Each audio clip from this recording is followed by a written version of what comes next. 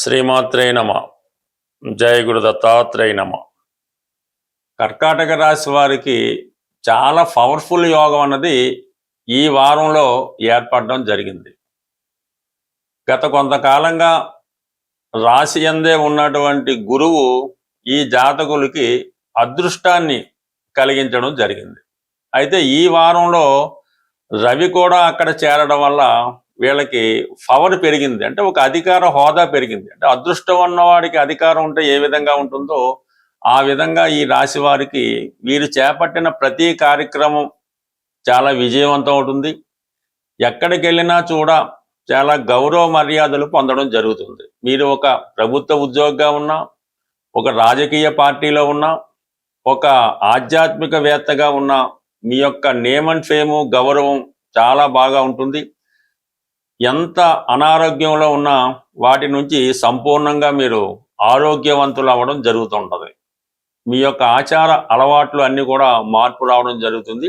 ఇది విద్యార్థులకి మరింత అభివృద్ధిని గుర్తింపుని తీసుకురావడం జరుగుతూ ఉంటుంది. సో దీనికి ఇంకా హెల్ప్ చేస్తూ లాభస్థానంలో కుజగ్రహ సంచారం ఇది చాలా పవర్ఫుల్గా ఉంటుంది. అంటే ఈ కర్కాటక రాశి వారికి కేవలం కుజుడు మాత్రమే వీళ్ళ యొక్క జాతకాన్ని నిర్దేశించగలుగుతూ ఉంటాడు. అంటే కుజుడు ఈ రాశి వారికి యోగకారకుడు, పంచమాధిపతిగా లాభస్థితి. మీలో ఉన్నటువంటి టాలెంట్కి నైపుణ్యానికి తగిన గుర్తింపు రావడం జరుగుతుంది. మీరు ఒక సినిమా రంగంలో ఉన్న, రాజకీయ రంగంలో ఉన్న తగిన ప్రాధాన్యత పెరుగుతుంది. మీకు కాకపోయినా మీ పిల్లల ద్వారా ఆ అదృష్టాన్ని, ఆ శుభాన్ని మీరు పొందగలుగుతూ ఉంటారు. సంతానం యొక్క సహకారం మీకు సంపూర్ణంగా లభించడం జరుగుతూ ఉంటుంది. అలాగే దశమాధిపతిగా లాభస్థితి, అంటే కర్మస్థానం. వృత్తిపరంగా మీరు ఏ వృత్తిలో ఉన్నా ఆ వృత్తి తాలూకా ఫలితాలు మీరు సంపూర్ణంగా పొందడం జరుగుతూ ఉంటుంది.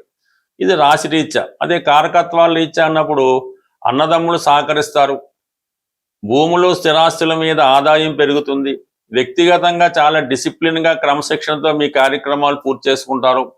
ప్రభుత్వ అధికారులు, ముఖ్యంగా పోలీస్ డిపార్ట్మెంట్ వారి సహకారం మీకు లభించే అవకాశం ఉంది. బట్ మీరు ఏ వృత్తిలో ఉన్నప్పటికీ కూడా దాంట్లో మీకు వృత్తిపరమైనటువంటి ప్రమోషను, హోదా పెరిగే సూచనలు చాలా బలంగా ఉన్నాయి.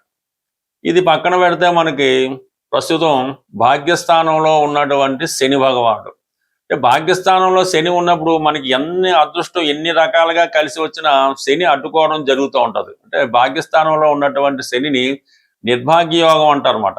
అన్ని చేతిలో ఉన్నా కూడా అనుభవించే అర్హత సాధారణంగా ఆ జాతకుడికి లభించకపోవడం జరుగుతూ ఉంటుంది. అయితే ప్రస్తుతం వక్రగమనం పొందడం వల్ల ఏంటంటే కొంతవరకు ఇప్పుడు చెప్పినటువంటి అదృష్ట ఫలితాలు మీకు రావడం జరుగుతుంటుంది. అంటే ఎటువంటి అదృష్ట ఫలితాలు అంటే గతంలో మనకి ఏదో దగ్గరగా వచ్చి మిస్ అయింది, ఏదో మనం సాధించాలనుకుని ప్రయత్నం చేసాం, చివరి నిమిషంలో పోయింది, అటువంటివి మీరు ఈ సమయంలో ప్రయత్నం చేయడం వల్ల లభించే అవకాశం ఉంది. అంటే ఉదాహరణకి మీకు ఏదైనా వారసత్వంగా రాజకీయ పదవి కానీ, లేదంటే ఒక ఎండోమెంట్స్లో పదవి కానీ, ఒక దేవస్థానంలో పదవి కానీ, ఒక గౌరవప్రదమైన ప్రభుత్వ అవార్డు గుర్తింపు లాంటిది కానీ ఈ సమయంలో మీకు వచ్చే అవకాశం ఉంది.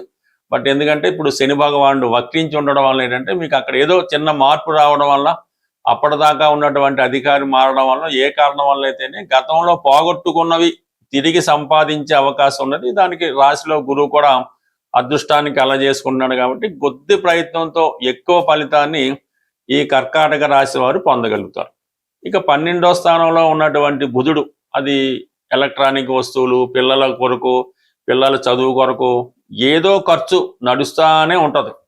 ఏదో విధంగా మీ దగ్గర రావడం, మిమ్మల్ని గొప్పవానిగా చెప్పడం, మీ అంత గొప్పవాడు లేడని చెప్పడం, కంప్లీట్గా మీ దగ్గర నుంచి ఆ డొనేషన్ పొందడం జరుగుతూ ఉంటుంది. ఏదైనా ఒక పెద్ద స్థాయి మొత్తంలో ఏ సంస్థ కన్నా డొనేషన్ ఇచ్చారు, దానం చేశారంటే అది కేవలం కర్కాటక రాశి వారికి, కర్కాటక లగ్నం వారికే అది సాధ్యమవుతుంది తప్ప దీనికన్నా గొప్ప దానగుణం ఈ కర్కాటక రాశి వారికి ఎక్కువగా ఉంటుంది. తనకి లేకపోయిన ఇతరులకు సహాయం చేయడం, 10 మంది బాగుండాలనే ఆలోచన ఈ కర్కాటక రాశి వారికి ఉంటుంది. కాబట్టి మీరు ఏదో ఒక పిల్లల్ని, పేద పిల్లల్ని చదివించడమో, ఏదైనా ఒక దేవస్థానాన్ని పోషించడమో, అంటే 10 మందికి ఉపయోగపడే కార్యక్రమం ఈ సమయంలో మీ పెద్దవారి గుర్తుగా మీరు చేసే అవకాశం ఉంటుంది. బట్ ఏదైనా మీరు ఏ పని చేసినా, ఎంత మంచిగా చేసినా ఈ అష్టమ స్థానంలో రాహు ప్రభావం వల్ల చివరికి అది విమర్శలకే గురవుతూ ఉంటుంది. మీరు ఏదన్నా ఒక డొనేషన్ చేసినా అది మీరేదో స్వలాభంకో చేసినట్టు, గుర్తింపు చేసినట్టు చెప్పుకుంటారు తప్ప మిమ్మల్ని అన్పాపులర్ చేసే జనాలు చాలా ఎక్కువగా ఉంటారు. అంటే వాళ్ళను ఆ విధంగా వదిలేయాలి తప్ప, అంటే ఆ విమర్శలే మీకు చివరికి పొగడ్తలుగా మారుతుంటాయి. కాబట్టి కొంతవరకు అటువంటి విమర్శలు పట్టించుకోవద్దు. మీ మీద బురద జల్లే వ్యక్తుల్ని దూరంగా పెట్టి మీ పని మీరు చేసుకుంటే ఇప్పుడున్నటువంటి అదృష్టం ఇంకా భవిష్యత్తులో రాకపోవచ్చు మరొక 12 సంవత్సరాల దాకా. అందువలన ఈ సమయాన్ని మీరు కంప్లీట్గా మంచి కార్యక్రమాలకు ఉపయోగించుకుంటే శాశ్వత కీర్తి పొందే అవకాశం ఉంటుంది. గురు పౌర్ణమి సందర్భంగా మన పరిహారాల్లో మనం ప్రతి వారం చెప్తున్నట్టుగానే ఈ వారం మీకు గురుగ్రహ అనుగ్రహం కోసం, అంటే గురువు యొక్క అనుగ్రహం ఉంటే, అంటే మన జాతకంలో గురువు బలంగా ఉంటే సంతానం మంచి అభివృద్ధిలోకి రావడం, సత్సంతానం కలగడం, ధన విషయంలో ఎప్పుడూ కూడా లోటు లేకుండా ధనయోగం పొందడం, అలాగే మంచి జ్ఞానం, దైవభక్తి, సంస్కారం ఇవన్నీ కూడా మనకి గురువు యొక్క బలాన్ని బట్టే రావడం జరుగుతూ ఉంటుంది. మనం జాతకంలో ఉన్నటువంటి గురువు యొక్క బలాన్ని పెంచుకోవాలంటే ఈవెన్ స్త్రీలు పెళ్ళవ్వాలన్నా కూడా గురు బలం తప్పనిసరి. కాబట్టి గురువు యొక్క యంత్రం, అంటే మా గురువు గారు అయినటువంటి ఈ గురు యంత్రాన్ని అప్పుడు గురు పూజ సందర్భంగా సుమారు ఒక 25 సంవత్సరాల క్రితం మాకు ఇవ్వడం జరిగింది. ఆ గురు యంత్రాన్ని ఇప్పుడు మీకు ఈ గురు పూజ సందర్భంగా మీకు ఇవ్వడం జరుగుతుంది. మీరు ఈ గురువు యొక్క యంత్రాన్ని స్వయంగా పసుపు రంగు పేపర్ మీద, అంటే ఎల్లో కలర్ పేపర్ తీసుకున్నా పర్వాలేదు, లేదంటే వైట్ పేపర్ మీద శుభ్రంగా పసుపు రాసి ఆ పసుపు రంగా తయారు చేసి దాని మీద ఎరుపు రంగు సిరాతో, లేదంటే మీకు రాయడానికి వీలైతే ఎరుపు రంగు సింధూరంతో కానీ దాంతో కానీ ఈ 9 గడులు యంత్రాన్ని తయారు చేసి అందులో ఈ యంత్రంలో చూపిన విధంగా అంకెలు వేయవలసి ఉంటుంది.